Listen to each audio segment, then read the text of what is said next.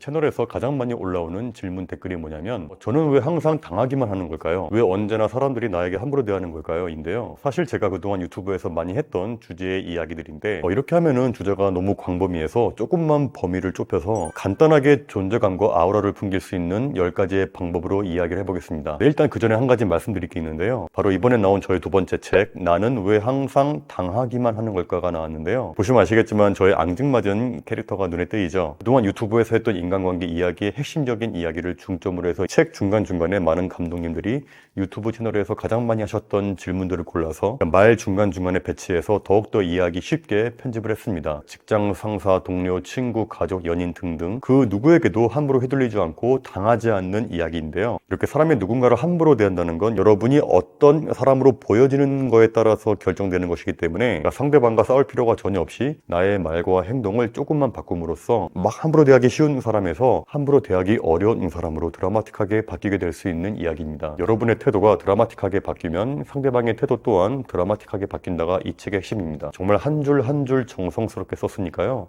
올해부터는 쉬운 사람에서 어려운 사람으로 바뀌고 싶은 분들에게 정말 강추드립니다. 한번 보고 마는 그런 책이 아니라 살면서 관계 때문에 힘들 때마다 그때 어떻게 하라고 했더라 하면서 그때 다시 펼쳐서 보고 마인드를 잡을 수 있는 인생의 커닝페이퍼 같은 느낌으로 만들었습니다. 오늘 2월 10일부터 14일까지 예약 판매 기간이고 14일부터 배송되니까요. 많은 관심 부탁드릴게요. 정말 큰 도움이 되실 겁니다. 자, 그러면 이야기를 시작해 보겠습니다. 간단하게 존재감과 아우라를 풍길 수 있는 10가지 방법. 제가 영상에서 누군가에게 당하지 않을 수 있는 이야기를 정말 많이 이야기를 했는데도 언제나 달리는 댓글들이 뭐냐면 저는 키가 작아서 안 돼요. 덩치가 작아서 안 돼요. 얼굴이 순하게 생겨서 안 돼요. 감성들이 당신은 빡빡머리에 수염이 있으니까 함부로 안 대하는 거지. 난 안 된다. 한마디로 자기는 외적인 요인이 너무 약해서 무슨 행동을 해도 무시를 받을 수밖에 없다라고 아예 못을 박아버리는 분들이 계신데 근데 여러분들 잘 한번 생각해 보세요. 살면서 주변에 봤던 분들 중에서 키가 작고 왜소한 분들은 전부 다 무시를 받고 살고 있던가요? 그리고 덩치가 크면은 언제나 존중받고 사람들이 무서워하던가요? 제 생각에는 외향적인 것이 20-30%, 평상시의 태도가 70에서 80%예요. 나의 태도가 바뀌어야 상대방의 태도가 바뀌는 거예요. 이걸 반드시 기억하시고 나는 외모가 이래서 안 돼. 평생 무시받을 수밖에 없는 운명이야. 그런 마음을 버리시고 무시를 받지 않는 유형의 사람으로 바뀌어 보시길 바랄게요. 그럼 진짜 대하는 게 바뀐다니까요. 제 말을 믿으시고 지금부터 하나씩 조금씩 바뀌어 나가 봅시다. 첫 번째는 제가 그동안 영상에서 하도 많이 한 이야기라 모두 다 알고 계실 텐데 워낙 중요한 거라 한 번 더 강조를 하는 차원에서 이야기하자면 첫 번째, 말할 때 웅얼웅얼 우물쭈물 하지 마세요. 제발. 이런 말투가 그 사람을 가장 우습게 보이게 할 수 있는 핵심 이유예요. 최영만 같은 분이라도 만약에 말투를 이렇게 하잖아요. 금방 무시당해요. 장동민 씨 보세요. 그분 말할 때 보면은 또박또박하고 말에 힘이 있잖아요. 매사에 말투에 힘이 있다 보니까 사람에게 존재감이 생기고 아우라가 생기면서 본능적으로 이 사람은 함부로 대하기 어려운 사람이구나 라는 게 느껴지는 겁니다. 이 말 끝에 살짝 힘을 주고 목소리에 조금만 힘을 주세요. 이 말투를 이렇게만 바뀌어도요 확 그 사람의 이미지가 달라집니다. 두 번째, 화가 났을 때 반드시 그 이유를 말하세요. 그러니까 상대방이 잘못해서 화가 났을 때 밥 먹다가 갑자기 에이씨 하면서 자리를 박차고 일어선다든가 문을 쾅 닫고 나간다든가 욕하면서 흥분한다든가 그러니까 이런 방식으로 감정을 드러내는 건 굉장히 수동적인 공격이에요. 직접적인 대화로 푸는 게 아니라 상대방을 불편하게 만들어서 나의 분노를 알리는 건데 근데 이러한 행동은 화를 표현한 거라서 그나마 나은 건데 가장 최악의 행동은 화가 났으면서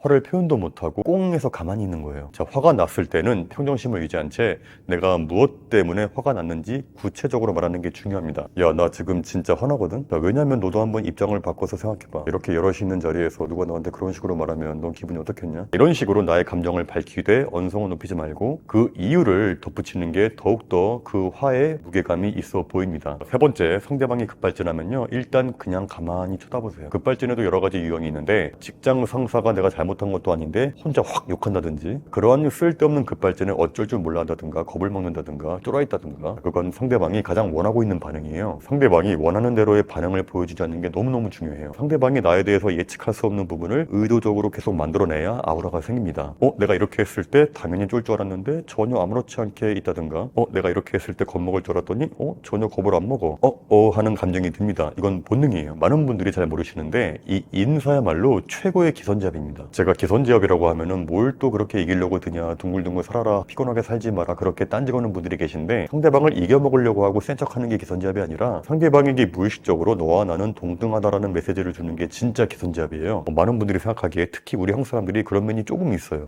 내가 먼저 인사하면은 뭔가 지고 들어가는 느낌이 들고 내가 굽히는 느낌이 들어서 일부러 먼저 인사를 안 건네는 분들이 계신데, 그건 정말 잘못 알고 계신 겁니다. 힘있게 먼저 인사를 하는 것 자체가 이미 자신감이에요. 제 군대 동기 중에 이런 애가 있었어요. 조금 어리버리한 편인데도 고참들이나 간부들을 만나면 힘있게 격려하고 이 사소한 스몰 토킹에 이야기거리를 던집니다. 중성! 김상병님 오늘 날씨 너무 좋은데 제가 커피 한잔 쏘겠습니다. 중성! 김중희님 오늘 진짜 멋지십니다. 오늘 무슨 날입니까? 아무리 군대라고 해도 걷다 대고 뭐 이 자식을 할 사람은 없거든요. 자, 이렇게 볼 때마다 힘있게 인사하고 먼저 말 거니까 이 친구는 일을 되게 못하는데도 뭐 어떤 간부들이나 고참들에게 특별히 혼나거나 무시당하는 게 별로 없었습니다. 마찬가지로 후임들을 볼 때도 힘있게 먼저 인사하더라고요. 저도 그때 그 친구에게 배운 게 있어서 어느 집단에 가든 어디서 일하든 이렇게 먼저 밝게 인사하고 먼저 가볍게 말 거는 걸 습관들였는데, 아무리 성격이 까칠하고 이상한 사람이어도 확실하게 날 대하는 게 좀 달라지긴 합니다. 그러니까 나의 사적인 이야기를 너무 지나치게 털어놓으면 결국에 이야기만 돌고 돌아서 나만 이상한 사람이 되는 경우가 많습니다. 내 사생활에 대한 이야기를 아예 하지 말라는 게 아니라 웬만하면 하지 말라는 얘기예요. 나의 개인적인 이야기를 너무 활짝 열어놓으면 온갖 간섭과 참견이 필연적으로 따라올 수밖에 없습니다. 너 그렇게 행동하다 큰일 난다. 너 정신 차려. 그러면 안 돼. 너 왜 그러는 거냐? 이 사적인 걸 적당히 감추어야 비교당할 일이 없고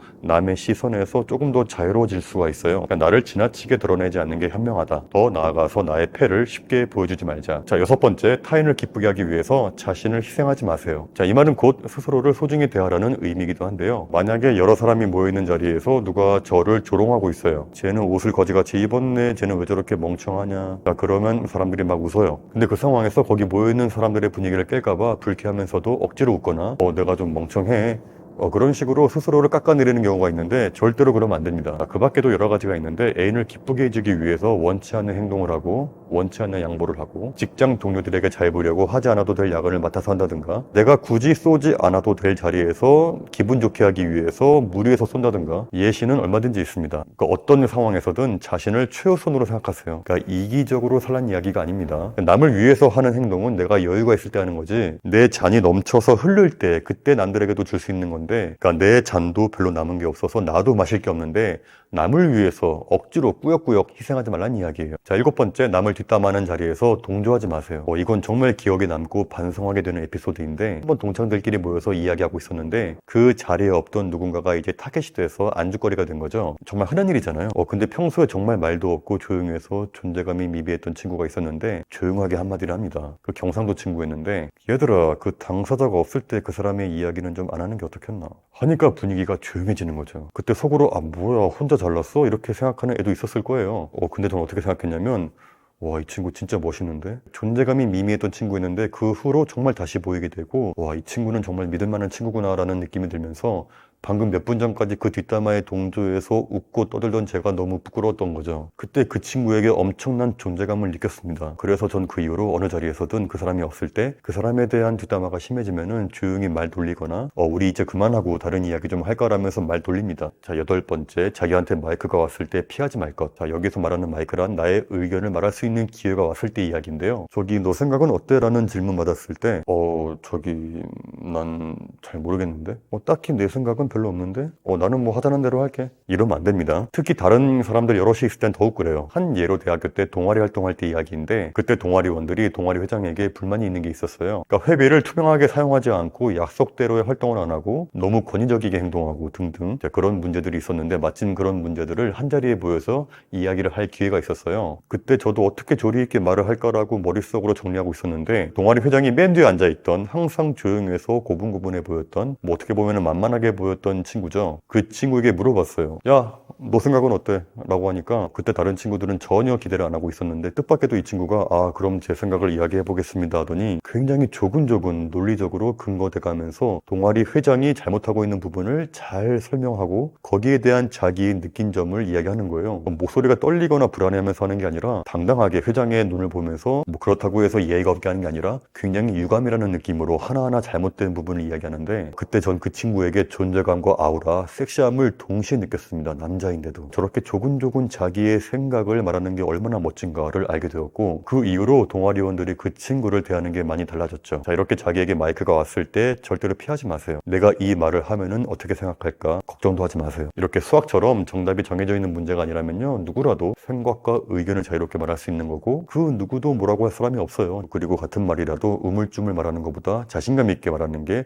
더 있어 보이고 뭔가 더 그럴듯해 보입니다. 자, 9번째, 절대 넘지 말아야 할 선 하나 정도는 만들어라. 중학교 때 일인데 같은 반에 이마에 큰 상처가 있어서 항상 앞머리로 이마를 가리고 다니는 친구가 있었어요. 그 당시에 중학교 때는 무조건 짧은 스포츠 머리를 해야 했는데, 그 친구만큼은 특수한 케이스니까 머리를 길러도 학교에서 뭐라고 안 그랬거든요. 그 다른 친구들도 이 친구가 이마에 상처가 있는 걸 알고 있으니까 아무도 이걸 건드리지 않았는데, 근데 한 번은 다른 반에서 어떤 친구가 우리 반 놀러와서 놀다가 그 친구를 보고 남들과 다르게 머리를 길러서 이마 덮고 있으니까 야, 너 뭐야 하면서 이마를 확 들춘 거예요. 근데 그때 그 착하고 순했던 친구가 눈빛에 살기를 띠면서 손 꽉 잡고 째려보고 있는데, 우리 반 애들도 놀래고 그 이마를 들춘 애도 놀래고, 그 이후로 그 친구가 아무리 웃고 착하게 있어도 뭔가 모를 아우라가 느껴지는 거죠. 얘는 이것만큼은 절대 건드리면 안 된다가 생기니까 막 욕하거나 미친 것도 아니었어요. 그냥 손 꽉 잡고 째려보는데도 무서웠습니다. 자, 이렇게 여러분들도 이런 선 하나쯤은 만들어 놓는 게 좋습니다. 내가 아무리 착한 성격이어도 이걸 건드리면 난 물어버린다. 이렇게 예쁘고 귀엽게 생긴 강아지도 먹을 걸 뺏으려고 하면 왕 하면서 위협하잖아요. 이 먹을 거라는 건 그 강아지에 있어서 넘으면 안 되는 선이니까. 저 같은 경우에는 굉장히 착하고 순한데도 누군가가 자기의 생각과 가치관을 함부로 강요할 때 저는 앙 합니다. 그러니까 자기의 생각이나 가치관을 저에게 이야기할 수는 있어요. 하지만 이것을 강요하는 순간부터 전 다시는 안 볼 생각으로 그런 상황에서는 세게 말하는 편입니다. 이 영상 보고 나서 여러분의 선이 어떤 게 있는지 한번 생각해 보시길 바랄게요. 자, 마지막 10번째입니다. 이것도 첫 번째와 마찬가지로 너무나 중요해서 맨 마지막에 넣었는데요. 쓸데없이 웃지 마세요, 제발. 이거 너무너무 중요합니다. 이 말을 오해하는 분들이 많이 계신데, 평상시에도 웃지 말고 무표정으로 가만히 있으란 말이 아니에요. 평상시에는 얼마든지 웃는 표정으로 있어도 돼요. 제가 말하는 건 웃기는 상황이 아닌데 웃지 말란 이야기예요. 제가 방금 전에 이야기했던 그 친구 있죠? 이마에 상처 있다는 그 친구. 자, 그 친구가 그 상황에서 야, 하지 마,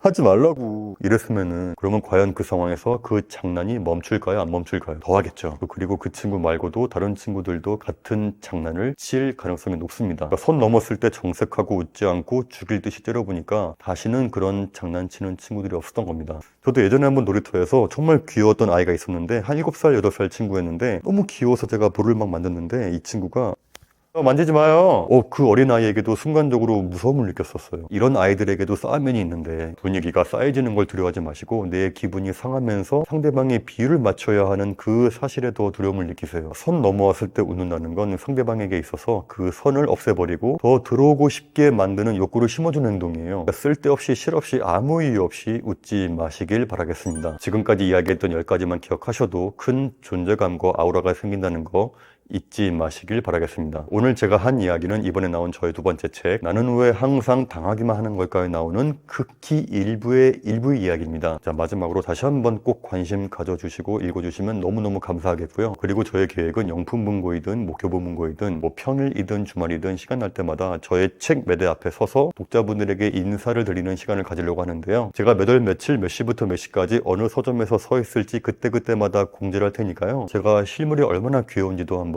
직접 확인해 보시길 바라겠습니다. 혹시나 사진이나 사인 원하시면은 당연히 콜이고요. 감사합니다.